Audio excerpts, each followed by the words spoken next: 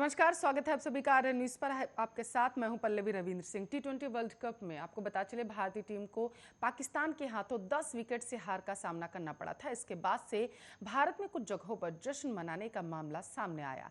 कुछ जगहों पर पटाखे फोड़े गए थे, हिंदुस्तान विरोधी नारे भी लगाए गए थे और कश्मीरी छात्रों पर हमला भी किया गया था। इस मामले पर हरियाणा के गृह मंत्री अनिल विज और शिवसेना सांसद संजय राउत का बयान अब सामने आ चुका है। अनिल विज ने ट्वीट कर कहा है कि पाकिस्तान के क्रिकेट मैच जीतने पर भारत में पटाखे फोड़ने वालों का डीएनए भारतीय नहीं हो सकता। संभल का रहने वाला अपने घर में छिपे हुए गद्दारों से वही संजय राउत ने एक वीडियो शेयर करते हुए कहा है कि केंद्रीय गृह मंत्री अमित शाह की कश्मीर में रहते हुए पाकिस्तानी टीम की टी20 में जीत का और हिंदुस्तान की हार का इस तरीके से जश्न मनाया जाए और हिंदुस्तान विरोधी नारे लगाए जाएं तो यह निश्चित ही चिंता का विषय है। केंद्र सरकार को इसे गंभीरता से लेना चाहिए। जय हिंद, वंदे मातरम। आपको बताते चले, श्रीनगर एसकेआईएमएस मेडिकल कॉलेज के छात्रों और गवर्नमेंट मेडिकल कॉलेज की छात्राओं के खिलाफ यूएपीए की धाराओं के तहत केस दर्ज कर लिया गया है। इन दोनों कॉलेजों के स्टूडेंट्स पर रविवार को टी20 वर्ल्ड कप के दौरान पाकिस्तान के समर्थन में नारेबाजी करने का गंभीर आरोप। तस्वीरें सोशल मीडिया पर अब वायरल होने के बाद यूएपीए की धाराओं पर केस दर्ज कर लिया गया। इन धाराओं में अगर किसी छात्र या छात्रा की गिरफ्तारी होती है तो उसे जमानत मिलनी मुश्किल है। आपको बताते चले, इस कानून का मुख्य मकसद आतंकी गतिविधियों को रोकना होता है। इस कानून के तहत पुलिस ऐसे आतंकियों, अपराधियों या अन्य लोगों को चिन्हित करती है जो आतंकी गतिविधियों में शामिल होते हैं।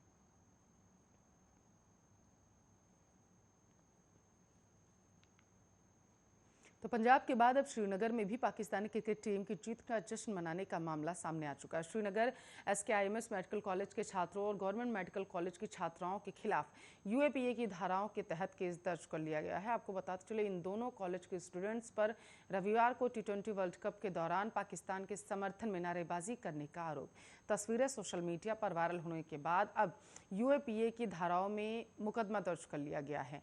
इन धाराओं में अगर किसी छात्र या छात्रा की गिरफ्तारी होती है तो आपको बताते चले उसे जमानत मिलना मुश्किल होती है और इस कानून का उपयोग तब किया जाता है जब उन लोगों को चिन्हित करना होता है जो देश विरोधी गतिविधियों में शामिल होते हैं। पाकिस्तान से हारने के बाद आपको बताते चलें उनके साथ मारपीट की गई थी। जानकारी के अनुसार धमकी भी दी गई थी और उनके छात्रावास के कमरों में तोड़फोड़ की गई थी। इस घटना आपको बता चले, ये एक घटना संगरूर शहर के बाहरी इलाके में स्थित भाई Gurdas institute of engineering and technology में हुई है, जबकि दूसरी मोहाली जिले के खरार में रयात भारत विश्वविद्यालय से हुई है। आईसीसी टी20 वर्ल्ड कप में रविवार को दुबई इंटरनेशनल स्टेडियम में खेले गए महामुकाबले में पाकिस्तान ने भारत को 10 विकेट से करारी शिकस्त दी थी। आपको बताते चले, टी20 वर्ल्ड कप में पाकिस्तान ने भारत पर यह पहली जीत दर्ज की है। भारत ने पाकिस्तान को महज 152 रनों का लक्ष्य दिया था। इसके जवाब में रनों का पीछा करने उतरी थी पाकिस्तान टीम ने 17 ओवर में आपको बता चले लक्ष्य को पूरा कर लिया था। मैच के हीरो रहे कप्तान बाबर आजम और रिजवान ने अर्धशतकीय पारी खेलकर अपनी टीम को शानदार जीत दिलाई।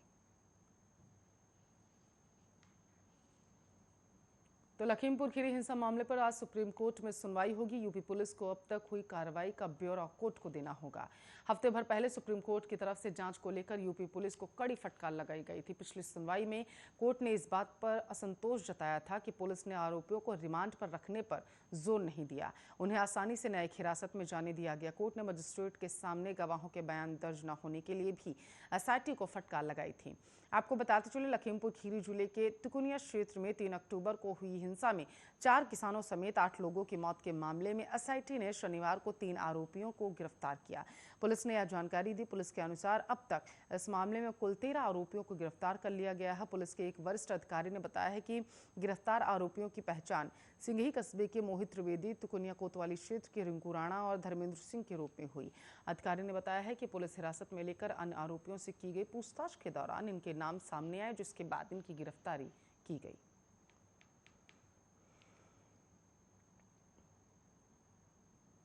तो मेघालय के राज्यपाल सत्यपाल मलिक का कहना है कि गोवा में बहुत भ्रष्टाचार है। प्रधानमंत्री मोदी को इस पर ध्यान देना चाहिए। उन्होंने ये बातें आपको बताते चले एक निजी चैनल को दिए इंटरव्यू में कही थी। सत्यपाल मलिक गोवा के राज्यपाल भी रहे। सत्यपाल मलिक ने कहा है कि गोवा में बीजेपी सरकार कोविड से ठीक तरीके से निपट नहीं पाई और मैं अपने बयान पर कायम हूं। गोवा सरकार ने जो कुछ भी किया उसमें भ्रष्टाचार था।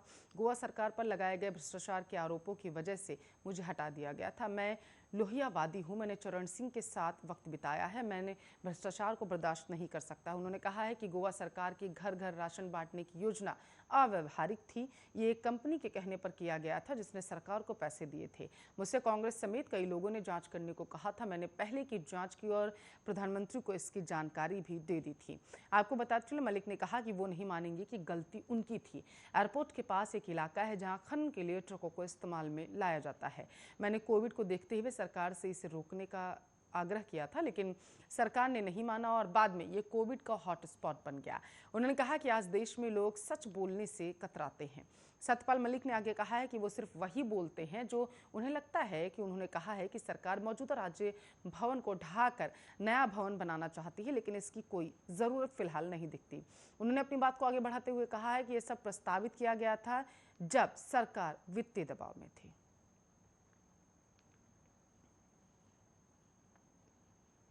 तो कृषि कानूनों को रद्द करने की मांग को लेकर पिछले 11 महीनों से धरने पर बैठे किसान आज देशव्यापी विरोध प्रदर्शन करेंगे। किसानों के संगठन संयुक्त किसान मोर्चा की ओर से इस मौके पर सुबह 11 बजे से दोपहर के 2 बजे तक विरोध प्रदर्शन किया जाएगा। प्रदर्शन के दौरान किसानों की ओर से लखीमपुर खीरी कांड के मुख्य आरोपी आशीष मिश्रा के पिता अजय मिश्रा को केंद्रीय गृह राज्य मंत्री पद से हटाए जाने और अजय मिश्रा की गिरफ्तारी और सुप्रीम कोर्ट की निगरानी में घटना की जांच की मांग को लेकर देश भर में जिला मुख्यालयों पर प्रदर्शन करेंगे। किसान मोर्चा की ओर से इन मांगों को लेकर आपको बता चले, राष्ट्रपति रामनाथ कोविंद के नाम एक ज्ञापन भी भेजा जाएगा। राष्ट्रपति कोविंद को भेजे जाने वाले ज्ञापन में लिखा गया है कि 3 अक्टूबर 2021 को हुए लखीमपुर खीरी किसान हत्याकांड में जिस तरीके से जांच की जा रही है उससे पूरा देश निराश और आक्रोश में है। सुप्रीम कोर्ट इस घटना को लेकर पहले ही कई प्रतिकूल टिप्पणियां कर चुका है। इसके अलावा ज्ञापन में लिखा गया है कि महत्वपूर्ण रूप से देश नरेंद्र मोदी की केंद्र सरकार की नैतिकता की कमी से स्तब्ध है। जहां अजय मिश्रा ट्रेनी मंत्रिपरिषद में राज्य मंत्री बने हुए हैं, दिन दहाड़े किसानों की हत्या की घटना में इस्तेमाल किए जाने वाली गाड़ी मंत्री की ही होती है। मंत्री के 3 अक्टूबर 2021 से पहले कम से कम 3 वीडियो में रिकॉर्ड में हैं जो सांप्रदायिक वैमनस्य और द्वेष को बढ़ावा देते हैं। ज्ञापन में कहा गया है कि मंत्री जी ने प्रदर्शनकारी किसानों के खिलाफ भड़काऊ और अपमानजनक भाषण दिया था। वास्तव में उन्होंने वीडियो में अपने संदिग्ध पूर्वव्रत का उल्लेख करने में भी संकोच नहीं किया। एसआईटी की ओर से आपको बता चले, मुख्य आरोपी को समन जारी करने में के बाद मंत्री ने शुरू में आरोपियों को पनाह भी दी थी। कार्डिलिया क्रूज से ड्रग्स जब्त होने के मामले में गिरफ्तार अभिनेता शाहरुख खान के बेटे आर्यन खान की जमानत याचिका पर बॉम्बे हाईकोर्ट आज सुनवाई करेगा। आपको बता चले, कोर्ट आज इसी मामले में गिरफ्तार फैशन मॉडल मुनमुन धमीजा की जमानत याचिका पर भी सुनवाई करेगा। इससे पहले एक विशेष अदालत ने आर्यन खान को जमानत देने से इनकार कर दिया था और कहा था कि प्रथम दृष्टया प्रतीत होता है कि वह ड्रग संबंधी गतिविधियों में नियमित रूप से शामिल थे। विशेष अदालत ने कहा था कि व्हाट्सएप चैट से भी प्रथम दृष्टया प्रतीत होता है कि वह ड्रग्स तस्करों के संपर्क में थे। कोर्ट ने अरबाज मर्चेंट और मुनमुन धमीजा की जमानत याचिकाओं को भी खारिज कर दिया था। एनसीबी ने 3 अक्टूबर को मुंबई के तट से गोवा जा रहे एक क्रूज नौका से मादक पदार्थ जब्त करने के मामले में इन तीनों सहित कई अन्य को गिरफ्तार किया था। ये तीनों अभी न्यायिक हिरासत में है। आर्यन खान और मंचुट आर्थर रोड जेल में बंद है और वहीं धमीजा शहर की बाइकुला महिला जेल में बंद है। इन पर एनडीपीएस कानून के तहत मादक पदार्थ रखने, उनका इस्तेमाल करने और तस्करी करने का गंभीर आरोप। मामले में अभी तक 20 लोगों को गिरफ्तार किया जा चुका है। सुनवाई का समय कंफर्म नहीं हुआ है। एनसीबी के मुंबई जोनल निदेशक समीर वानखेड़े, जिन्होंने सुपरस्टार शाहरुख खान के बेटे आर्यन खान से संबंधित क्रूज ड्रग्स भंडाफोड़ का नेतृत्व किया था, लेकिन अब रिश्वत के आरोपों का सामना कर रहे हैं। सोमवार शाम को दिल्ली पहुंचे उन्होंने इस बात से इनकार किया कि उन्हें किसी एजेंसी ने तलब किया है।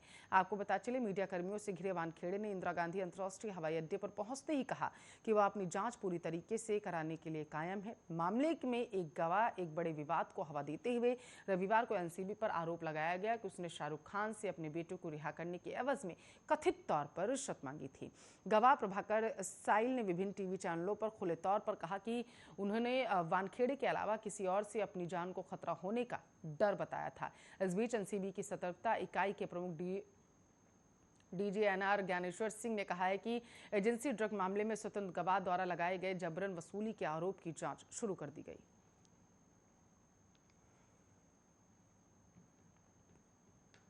तो केंद्रीय गृह मंत्री अमित शाह ने जम्मू कश्मीर के अपने 3 दिवसीय दौरे को विस्तार देते हुए सोमवार की रात पुलवामा के लेथपुरा में केंद्रीय रिजर्व पुलिस बल के शिविर में गुजारी है। वह वही स्थान है जहां फरवरी 2019 में पाकिस्तान प्रायोजित आतंकवादियों द्वारा किए गए एक कार बम हमले में 40 से ज्यादा जवानों की शहादत हुई थी। यही नहीं, अमित शाह ने श्रीनगर में एक रैली में भाषण से पहले बुलेट प्रूफ शीशे को हटवा दिया था और बिना सुरक्षा के ही वहां भाषण दिया था। उन्होंने रैली में मौजूद लोगों से कहा था कि दिल से डर निकाल दीजिए, आतंकवाद मानवता के खिलाफ है और हम इसे बर्दाश्त नहीं कर सकते। सोमवार को सीआरपीएफ कैंप में जवानों को संबोधित करते हुए उन्होंने कहा कि आतंकवाद को लेकर नरेंद्र मोदी सरकार की जीरो टॉलरेंस की नीति है। हम देश की सुरक्षा के साथ कोई समझौता नहीं करते।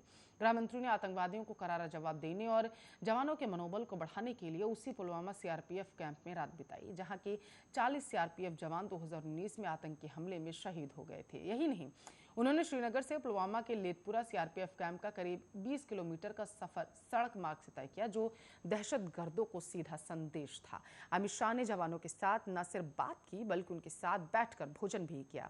इस दौरान उन्होंने जवानों का मनोबल बढ़ाया और उनके हौसले के लिए उन्हें बधाई दी। जवानों ने भी गृह मंत्री शाह के दौरे को एक यादगार क्षण के रूप में देखा है।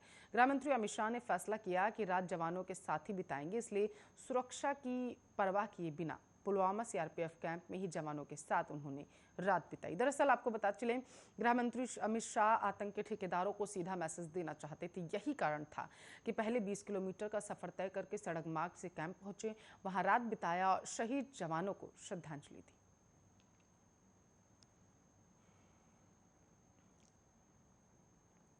तो दुनिया की सबसे मशहूर टी20 क्रिकेट लीग आईपीएल आपको बता चले से 2 और नई टीमें जुड़ चुकी हैं। इस टूर्नामेंट में अब तक 8 टीमों के बीच मुकाबले होते थे। 2 नई टीमों के जुड़ने के बाद लीग में अगले साल से 10 टीमें खेलेंगी। इस टूर्नामेंट में अब तक आपको बता चले 8 टीमों के बीच मुकाबले होते थे। आईपीएल की 2 नई टीमों लखनऊ और अहमदाबाद की घोषणा सोमवार को कर दी गई।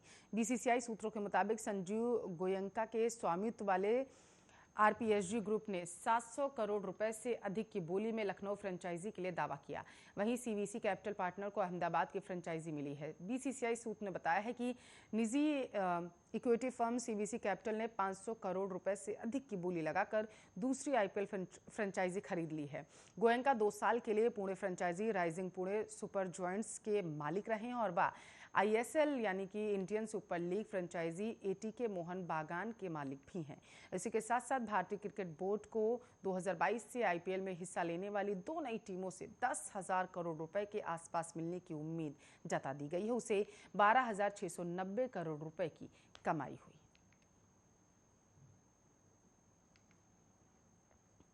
तो एनजीटी के निर्देश पर बिहार राज्य प्रदूषण नियंत्रण परिषद ने राज्य के पटना, मुजफ्फरपुर, वैशाली और गया में पटाखे छोड़ने पर पूरी तरीके से प्रतिबंध लगा दिया। इन जिलों के डीएम को पत्र लिखा गया है। अब बिहार के इन 4 जिलों में लोग इस बार आतिशबाजी नहीं कर पाएंगे और उत्तर बिहार की सबसे बड़ी पटाखा मंडी में सन्नाटा पसर गया। पाबंदी के बाद कारोबारियों के करोड़ों रुपए के पटाखे पर भी ग्रहण लग चुका है। आपको बता चले, पटना के डीएम चंद्रशेखर सिंह ने कुछ दिन पहले ही कहा था कि इस आदेश का सभी को सख्ती से पालन करना होगा। बाकी अन्य जिलों में इको फ्रेंडली पटाखे दिवाली व गुरु पर्व के दिन रात 8 से रात 10 बजे तक और छठ पर आपको बता चले सुबह 6 से सुबह 8 बजे तक पटाखे फोड़ सकते हैं। राजधानी पटना, गया, मुजफ्फरपुर, वैशाली में इस बार आतिशबाजी तो दूर ग्रीन पटाखे भी नहीं फोड़े जाएंगे। इन 4 शहरों को छोड़कर प्रदूषण बोर्ड ने बिहार के अन्य सभी शहरों को दिवाली पर रात 8 बजे से रात 10 बजे तक 2 घंटे के लिए केवल हरे पटाखों का उपयोग करने की अनुमति दी है। पटाखों की बिक्री पर रोक लगने के बाद से इन जिलों के लोगों की दिवाली फीकी हो गई है। मुजफ्फरपुर के छाता बाजार स्थित पटाखा मंडी आसपास के जिलों में पटाखों के व्यापार के लिए बेहद प्रसिद्ध है। यहां से अन्य व्यापारी शादी समारोह और दिवाली से लेकर छठ तक के लिए पटाखे खरीद कर ले जाते थे। ऐसे में इस क्षेत्र में ग्रीन पटाखों पर भी लगे प्रतिबंध ने व्यापारियों की कमर तोड़ दी।